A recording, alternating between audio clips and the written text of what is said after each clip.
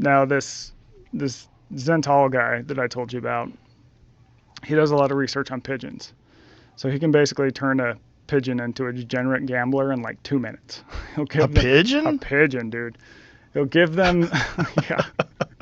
I said That the same sounds thing. cruel. I said the same thing when I was talking to him. Isn't life hard enough as a pigeon? Yeah. He'll get pigeons who, they live in these cages, and he'll give them the option to play a game where every other peck, they get, say, 15 units of food. So peck, no food. Peck, 15 units of food. But then they have an option to play a second game. And this second game is very much a gambling game in that they get food about every fifth peck, but it's random, right? So you could go peck, peck, food, peck, peck. The next one could be food, peck, peck, peck, peck, right? So it's just kind of like a slot machine. Mm-hmm. And they get more food playing the gambling game. They get 20 units. If you do the math, it makes a lot more sense to play the game where you get every other, right? Every other peck is getting you food. It adds up to a lot more food. But what he finds is that the pigeons consistently play the slot machine game. 97% of pigeons will choose that game. Right, but they're not risking anything. They're not risking anything, right? But it's so still, how's that gambling? They're still putting in the effort to have to play the game. Yeah, but that seems obvious. Like the rewards are greater. So they know that if they just keep pecking, it doesn't hurt to peck. They're going to get a bigger supply of food. They don't get a bigger supply, though, because they'll get 15 every other peck versus 20 every fifth peck. So if you put in 100 pecks, you're going to get more food playing the one where you get food every other time. Right, but it's still not gambling because the pigeon just sees a larger pile of food with the more pecks. So it just wants the larger pile of food, so it just keeps going. It's not like they're risking all their food. Right. So I don't think it's a gambling thing. Well, the larger pile of food comes from the predictable rewards. Yes, right. If you do every other, right? Yeah, every other is how you would get the biggest pile of food. But you don't get the biggest pile in one dump, right? The one where it's every 5, that's a larger quantity of food. Yeah, so you'd get 20. Yeah, see, that's not gambling. Why is it not gambling? Because it's just more effort. It's more effort to get a bigger pile. So he would argue that they're just dumb. They just can't say, oh, it's every other one.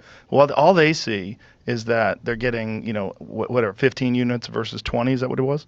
Yeah. Yeah. 15 versus 20. All 20. they know is 20 units. Like, oh, this one gives 20 units. Just keep pecking. I don't think they're smart enough to figure that out. I think they're just like, keep going, there's 20.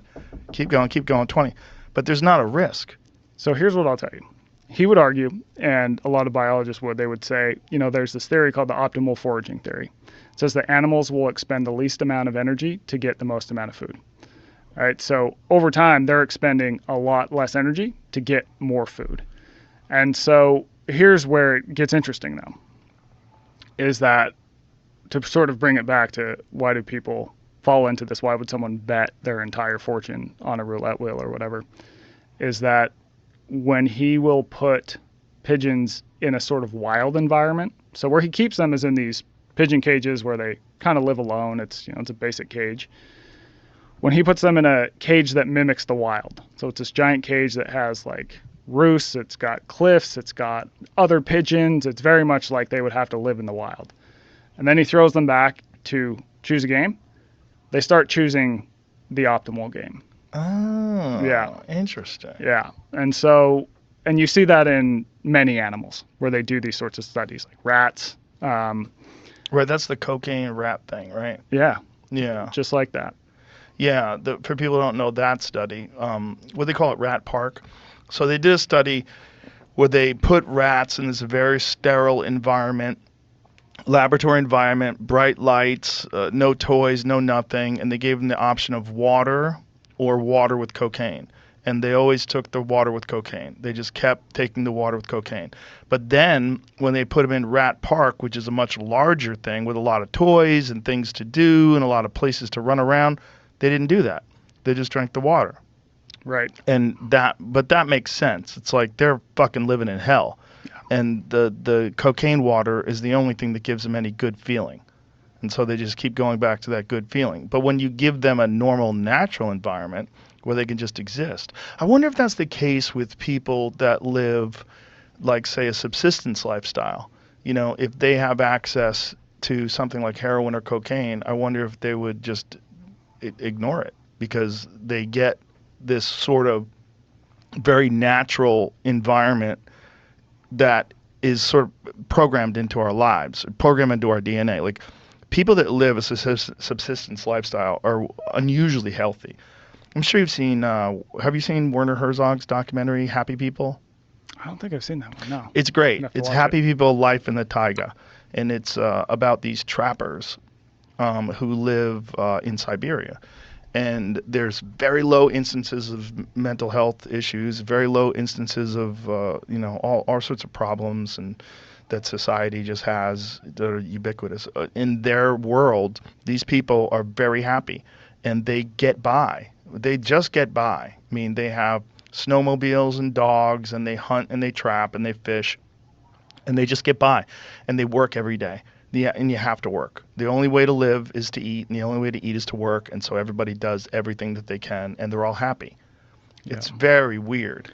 So that was this guy's theory, is he said there's another theory, I think it's called the optimal stimulation theory. It basically says that humans and animals need a certain level of stimulation in their life, or else they start seeking it from other things. Yes. So if you think about the context of how humans came up, I mean, it was very sort of like the people you talk about on the taiga, right? You got to work all day, you're outside a lot, you're doing tasks that involve your mind and your body. Like it's this full-on effort to survive. You're also in sort of closer knit communities, all these different things. And today we don't have that quite as much. And so his theory is that when you don't have enough stimulation in your life or meaning from other places, humans tend to start to look for it in other ways. We gamble. We spend a lot of time on the internet. We buy a lot of stuff. All right, so we start searching for it somewhere else, and those ways can often be counterproductive in the long run when you overdo them. Yeah. Yeah. Totally makes sense.